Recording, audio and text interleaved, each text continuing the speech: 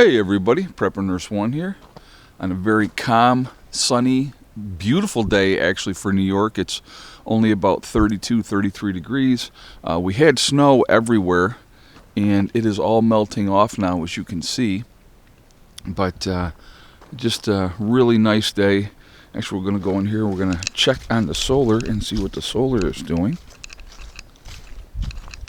We'll take a look at that first before we get started with more of this video. But last 3 days before today were very overcast. We had snow all day yesterday.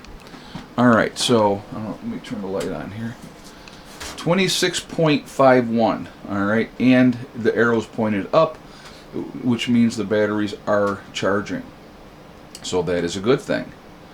So that is a very good thing.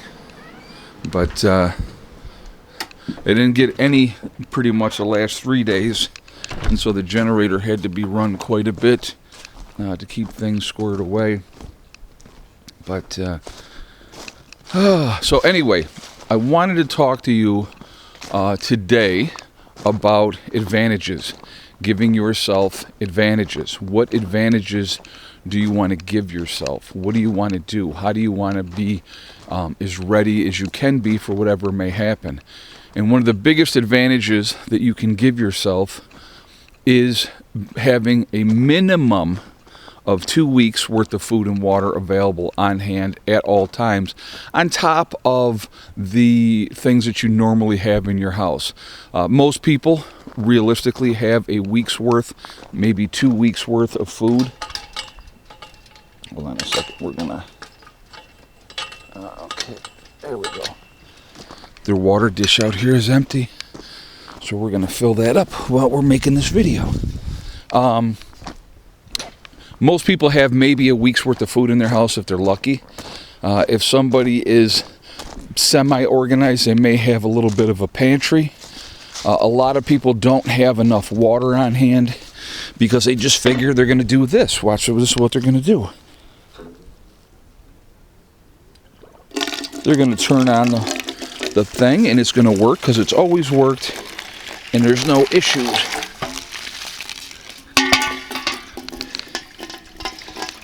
Let me just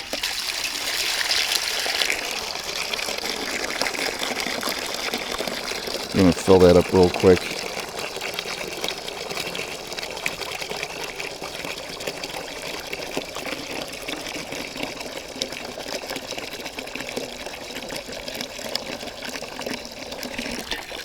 Alright, hold on a second. I'm actually going to set this here so I can carry this over, and I will be right back. So hold on, we'll do that.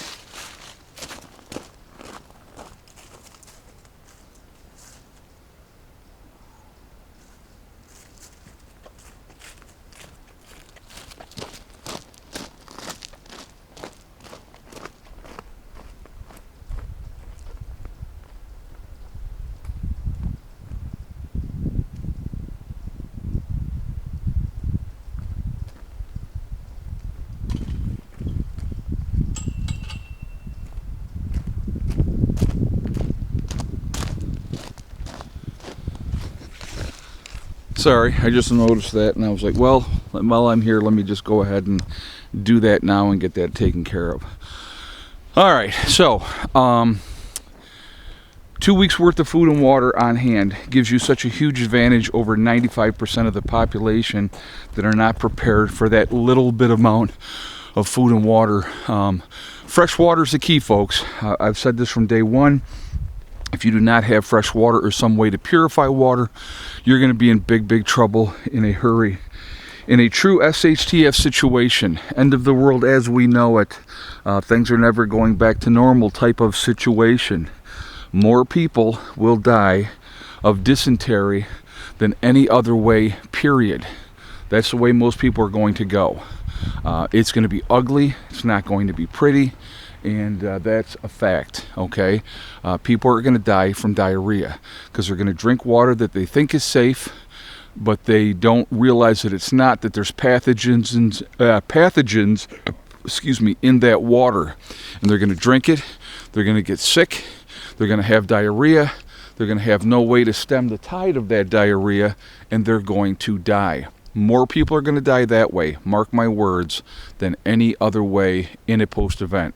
From violence, from starvation, any of that other stuff. Those things will happen as well, but more people are going to die from starvation. So that what is that old saying?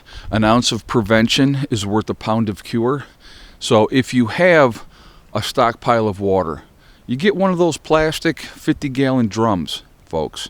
It's as simple as that. One 50-gallon drum is a lot of water, right? Store it in your basement, store it in your garage, put it someplace out of the way. Fill it up with water, seal it up, rotate it maybe once every 6 months, which means you take that water out, you use it in your gardens or whatever you're going to use it for, and you refill it again. Not a big expense.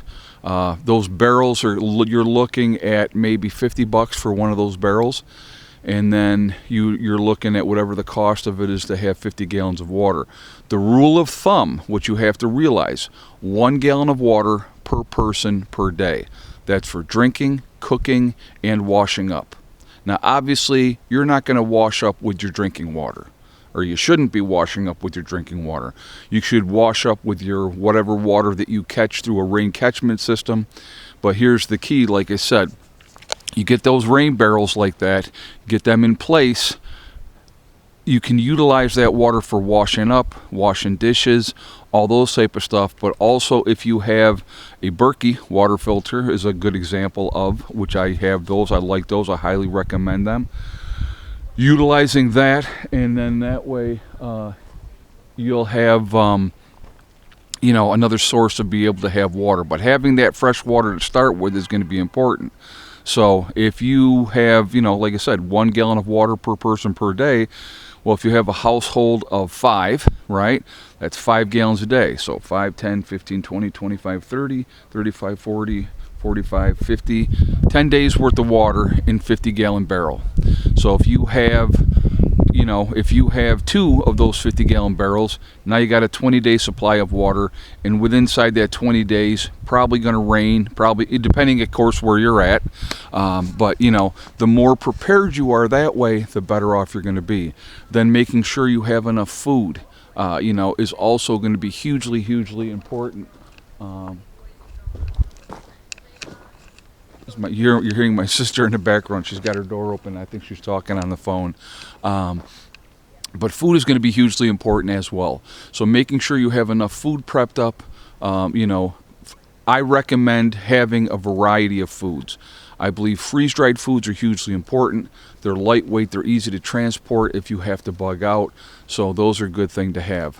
Also, you definitely should have canned goods as well, a mixture of things with your canned goods. That's important as well. The last thing, I would definitely have your long-term staples, your rice, your beans, those type of things.